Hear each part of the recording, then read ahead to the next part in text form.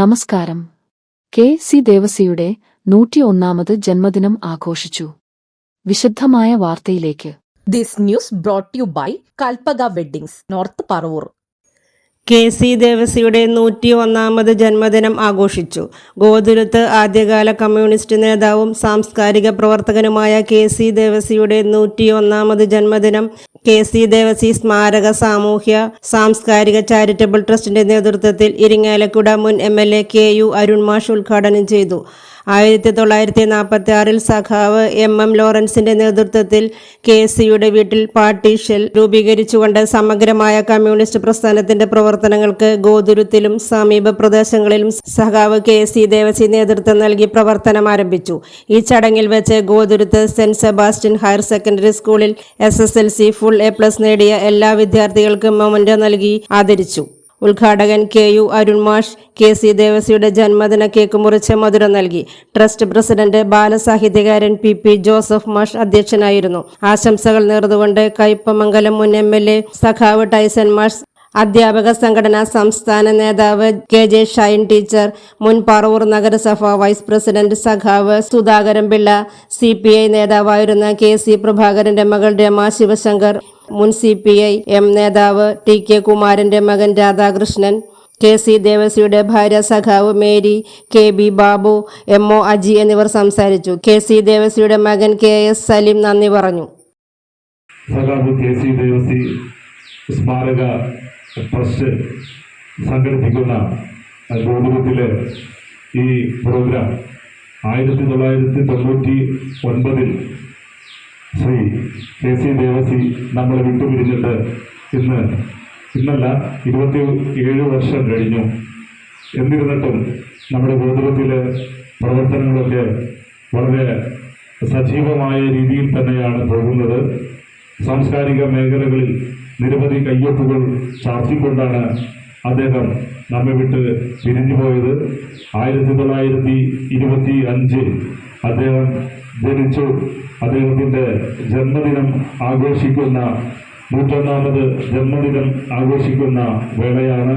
നിങ്ങളെ എല്ലാവരെയും ഹാർദവമായിട്ട് ഈ പരിപാടിയിലേക്ക് സ്വാഗതം ചെയ്യുന്നു. നമ്മുടെ ഗോതിരുത്ത് എന്നുള്ള പ്രദേശത്ത് ഒരുപാട് ഇന്നും ഇത്തരം പോലെ മനുഷ്യരുടെ ബന്ധങ്ങളില്ല, സഹകരണങ്ങളില്ല. ഓരോരുത്തരും അവനവൻ്റെ കഷ്ടപ്പാടനുസരിച്ച് ജീവിച്ചുപോയും എന്തെല്ലാമാണ് കഷ്ടപ്പാട്. തൊഴിൽ ചെയ്താൽ കൂലിയുണ്ടോ? അതുപോലെ തൊഴിൽ ചെയ്തു കഴിഞ്ഞാൽ അതിനുള്ള സ്വാതന്ത്ര്യമുണ്ടോ? ഒന്നുമില്ലാതിരുന്നൊരു കാലം ഇതിനു മുമ്പ് ഉണ്ടായിട്ടുണ്ട്. ആ കൊച്ചു ഗോതിരത്തിൽ ഈ മനുഷ്യമോചനത്തിൻ്റെ സന്ദേശം ആദ്യമായി കൊണ്ടുവരികയും ആ സന്ദേശം അടിസ്ഥാനത്തിൽ ഇവിടെ ഒരു പറ്റം അന്നത്തെ വീടുനിർത്തി തൊഴിലാളികളെ കൂട്ടിച്ചേർത്തുകൊണ്ടും അതുപോലെ മറ്റ് തൊഴിലാളികളെയൊക്കെ കൂട്ടി ഇണക്കിക്കൊണ്ടും ഒരു പുതിയ പ്രസ്ഥാനവും മനുഷ്യൻ്റെ മോചനത്തിന് വേണ്ടി പ്രവർത്തിച്ച ഒരുപാട് ത്യാഗങ്ങൾ ആ മനുഷ്യൻ ചെയ്തു വെച്ചിട്ടുണ്ട്. ആ ത്യാഗത്തിൻ്റെ മറ്റൊരു സാക്ഷിയാണ് ഇവിടെ ഇരിക്കുന്ന മേരി ചേച്ചി. ഏതായാലും ഞാൻ കൂടുതൽ ദീർഘിപ്പിക്കുന്നില്ല. മനുഷ്യ സ്നേഹത്തിൻ്റെ വസന്തമാണ് ഈ കമ്മ്യൂണിസം എന്ന് പറയുന്നത്. പക്ഷേ ഈ മനുഷ്യ സ്നേഹത്തിൻ്റെ വസന്തത്തിന് എതിരെ ഒരുപാട് കോലാഹലങ്ങളും ഒരുപാട് തെറ്റിദ്ധാരണകളും ഒക്കെ പരത്തിയിട്ടുണ്ട് അന്നത്തെ ബലവാന്മാർ. ആരാണ് ആ ബലവാന്മാർ? ആ ബലവാന്മാർ ഇന്നുമുണ്ട്. അതാരൊക്കെയാണ് നിങ്ങൾ തിരിച്ചറിഞ്ഞോളൂ. അവരുടെ അവശിഷ്ടങ്ങൾ ഇന്ന് നമ്മളെ ചുറ്റുപാടും കാണാം. ഉത്തമമായ ഈ പ്രസ്ഥാനത്തിനെതിരെ ആരൊക്കെയാണോ നിൽക്കുന്നത് അവരൊക്കെ ആ ബലവാന്മാർ തന്നെയാണ്. പക്ഷെ എന്നാലും ഇപ്പോൾ നമ്മുടെ മനുഷ്യർക്ക് ഒരു മനുഷ്യരാണെന്ന് പറയുന്ന ആ ഒരു ബോധ്യം വന്നിട്ടുണ്ട്. ആ ബോധ്യമൊക്കെ വന്ന ഒരു കാലം ഇപ്പോഴത്തെ കാലമാണ്. Doctor P.K. നാരായണപിള്ളയുടെ ലേഖനങ്ങൾ തുടങ്ങിയിട്ട് ഇവിടം വരെയെങ്കിലും വായിക്കണം. സുനിൽ പിള്ളയുടെ, പിന്നെ P. രാജഗോപാലൻ തുടങ്ങിയിട്ടുള്ള ആൾക്കാരുടെ ലേഖനങ്ങളൊക്കെ വായിച്ചാൽ മനസ്സിലാവും. നമുക്ക് വായിക്കാൻ സമയമില്ലല്ലോ എന്ന് തോന്നുന്നപ്പോഴാണ് വായിക്കാൻ ഒരുപാടുണ്ടാവും. അപ്പം നമുക്ക് സമയമില്ല എന്ന് തോന്നും. അങ്ങനെ വായിച്ചു വളരും. പോലെ ഒരു സംസ്കാരം ഉയർത്തിപ്പിടിക്കുവാനുമെല്ലാമുള്ള ഒരു പശ്ചാത്തലം ഒരുക്കി തന്നത് ഒട്ടേറെ പേരുടെ ജീവത്യാഗം കൊണ്ടാണ്. വർഷങ്ങൾക്ക് മുമ്പ്, നൂറ്റാണ്ടുകൾക്ക് മുമ്പ് എന്ന് പറഞ്ഞ പോലെ തന്നെ സഖാവ് ദേവസിയും ഈ നാടിൻ്റെ മാറ്റങ്ങൾക്ക് ഉദാത്തമായിട്ടുള്ള ലക്ഷ്യത്തോടുകൂടി കഠിനാധ്വാനം ചെയ്ത് നമുക്ക് വഴി നടക്കുവാനും അതേപോലെ തന്നെ ഒരുമിച്ച് കൂടുവാനും ജാതി മതഭേദമില്ലാതെ ഒരുമിച്ച് ജീവിക്കാനുമെല്ലാമുള്ള ഒരു സൗഹൃദവും കൂട്ടായ്മയും എല്ലാം ഉണ്ടാക്കിത്തന്നത് സഖാവ് ദേവസ്യയുടെ അതേപോലെയുള്ള ജീവത്യാഗം ചെയ്തിട്ടുള്ള ഒട്ടേറെ സഖാക്കളുടെയും പ്രവർത്തന ഫലമായിട്ടാണ്. അപ്പോൾ ചോദിക്കാം, സഖാവ് ദേവസ്യയെ എന്തുകൊണ്ട് അനുസ്മരിക്കുന്നു എന്നുള്ളത്. അത്തരം പ്രവർത്തനങ്ങൾക്ക് വീടില്ലാത്തവന് വീട് വെച്ച് കൊടുക്കുവാനും ഭൂമിയില്ലാത്ത ഒരു സെന്റ് ഭൂമി പോലും ഇല്ലാത്തവന് ഭൂമി ഉണ്ടാക്കി കൊടുക്കുവാനും അതുപോലെ തന്നെ ഒട്ടേറെ നിവർത്തന പ്രസ്ഥാനങ്ങൾക്ക് നേതൃത്വപരമായിട്ടുള്ള പങ്ക് വഹിച്ചിട്ടുള്ള അദ്ദേഹമാണ് സഖാവ് ദേവസ്യ. വീടി തൊഴിലാളിയായി പ്രവർത്തനം ആരംഭിച്ച് ഈ സമൂഹത്തിൻ്റെ നന്മയെ ലാക്കാക്കി ഈ സമൂഹം ചൂഷണമുക്തമാക്കണമെന്ന് എന്നുള്ള ആശയത്തോടുകൂടി ഒരു ജീവിതം മുഴുവൻ ഹോമിച്ച അദ്ദേഹമാണ് സഖാവ് ദേവസ്യ.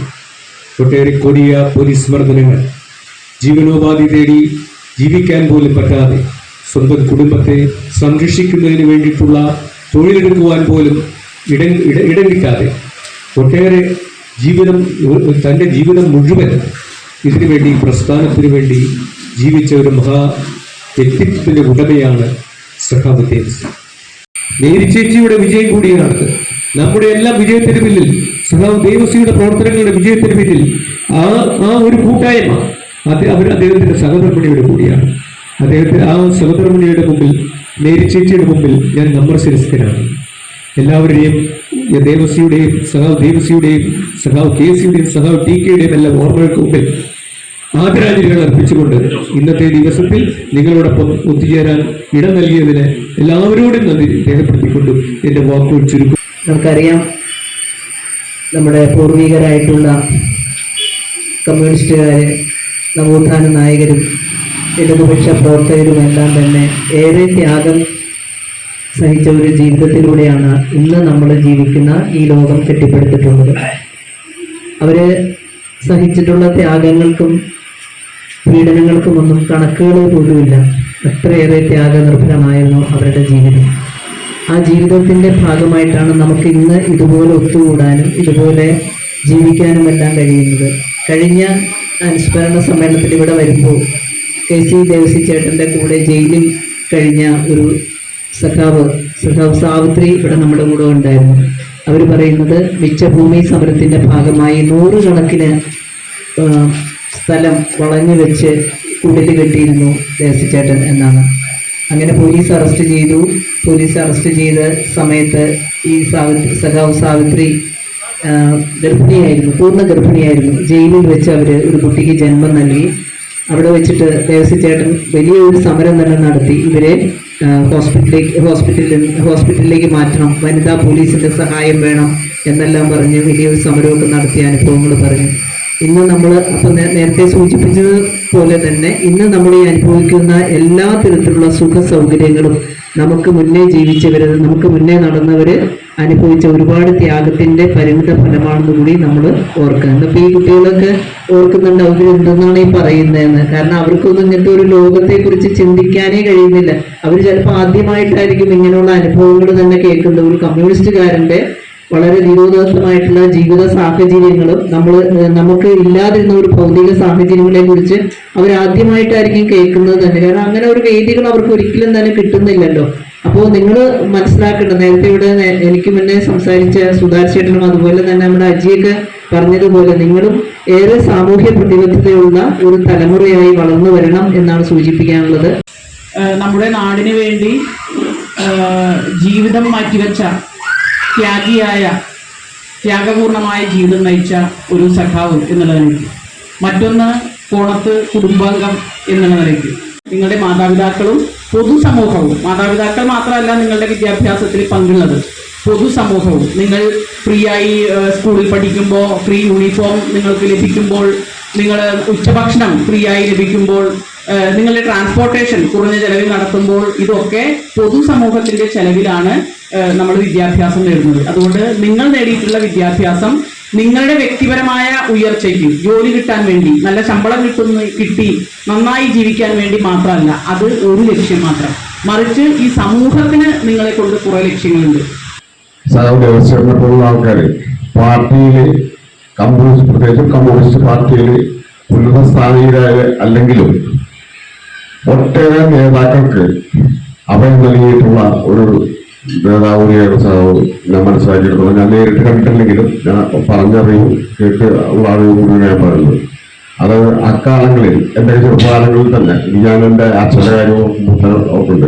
കമ്മ്യൂണിസ്റ്റ് എന്ന് പറഞ്ഞാൽ കമ്മ്യൂണിസ്റ്റ് പറഞ്ഞാൽ ഏത് സമയവും പിടിക്കപ്പെടാനും കൊല്ലപ്പെടാനും ആക്രമിക്കപ്പെടാനും സാധ്യതയുള്ള സമയത്ത് ഇവരെല്ലാം കണ്ണിലെ കൃഷ്ണമണി പോലെ കാത്തുസൂക്ഷിച്ച ദേവസ്വന്റെ പോലുള്ള സഹാക്കളാണ്.